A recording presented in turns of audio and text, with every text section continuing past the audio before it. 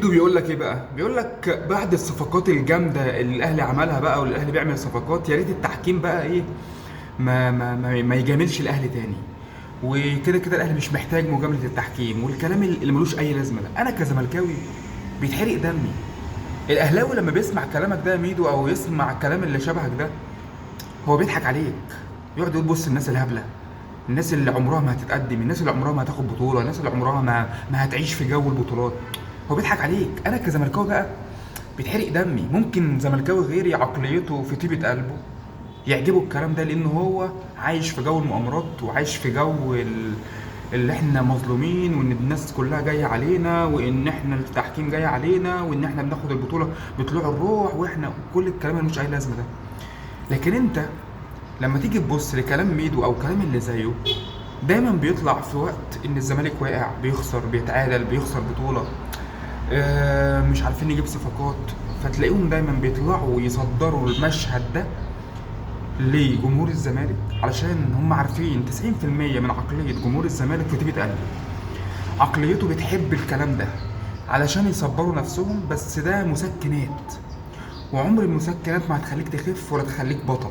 لا، المسكنات هتخليك زي ما انت كده طول عمرك فاشل، طول عمرك قاعد، كل كام سنة تاخد بطولة، كل كام سنة تفرح لك مرة، وباقي السنين تفضل زي ما انت كده قاعد زعلان على نفسك، وقاعد حزين، وقاعد طالع عينك عشان تاخد بطولة، عشان تحس بفرحة السعادة وفرحة البطولات زي الناحية التانية، زي النادي الأهلي أو جمهور الأهلي. وبمناسبة التحكيم بقى، عشان برضو نختم الفيديو ده بسرعة، التحكيم اللي انت بتتكلم عليه ده، انا فاكر ساعة ما خدنا دوري، 2 دوري ورا بعض، السنتين دول كان في كوارث تحكيمية. الواحد ما كانش بيطلع بيقول احنا بنتجامل ولا الكلام ده، خلاص. اصل الاخطاء التحكيمية موجودة في العالم كله عادي، النهارده عليك بكره ليك مش عارف ايه. ولكن كان فعلا السنتين دول كان التحكيم ظلم مباريات كتير للاهلي، والتحكيم مشي معانا شويه في الاتنين دول، وكسبنا مباريات كان في اخطاء تحكيميه كارثيه.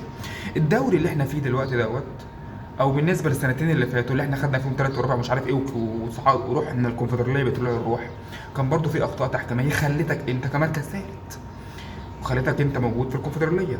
السنه دي في الموسم الحالي بالنسبه للدوري، بص برضو للمباريات، هتلاقي معظم المباريات برضو في اخطاء تحكيميه لصالحك. مباريات ضربات جزاء كانت المفروض تتحسب عليك، حالات طرد، حالات انذار، مفيش. يعني التحكيم يعني ايه، يوم ليك ويوم عليك، والكلام ده كله احنا عارفينه. المشكله انت بتطلع تتكلم على التحكيم وتطلع تبرر، وطالع دلوقتي تلقح على الاهلي. طب ما تخليك في خيبتك.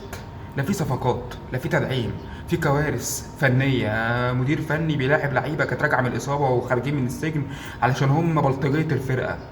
ما تبص لمشاكلنا احنا، ليه عينينا دايما على الاهلي؟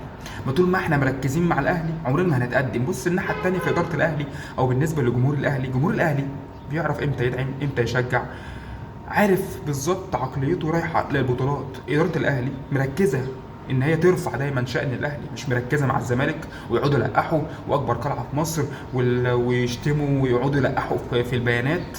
هم مش زينا، عشان كده هم دايما فوق.